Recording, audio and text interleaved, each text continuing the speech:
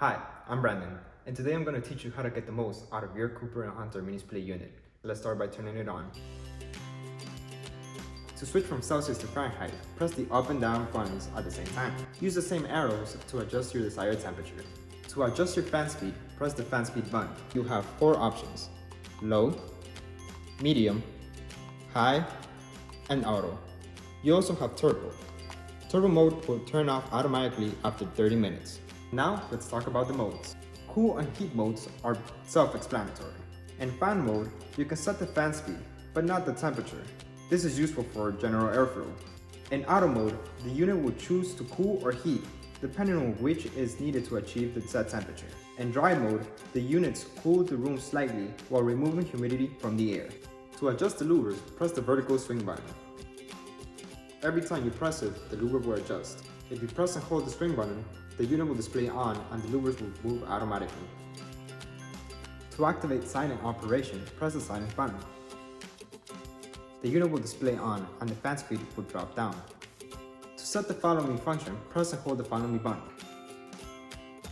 An icon will appear on the remote to let you know that the feature is activated.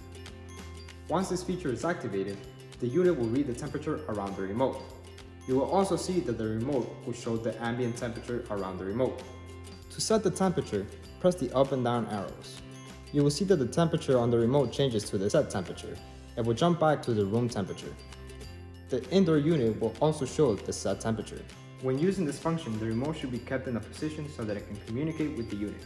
It's best to keep the remote facing the unit and not resting on a dark surface, because dark colors can absorb the infrared signal. To set the unit to turn on at a specific time, press the timer on button.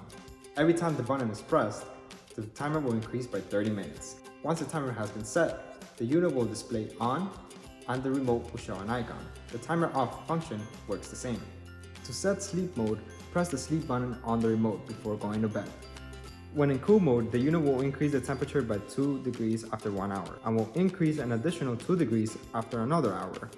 In heat mode, it works the same, except the temperature decreases instead of increasing. The sleep mode will hold the new temperature for 7 hours before turning the unit off automatically. When you are ready to turn off the unit, press and hold the self-clean button. The unit will display an SC. This feature is to help dry out the evaporator so it can prevent any mold buildup. After 60 minutes of the operation being on, the unit will automatically turn off.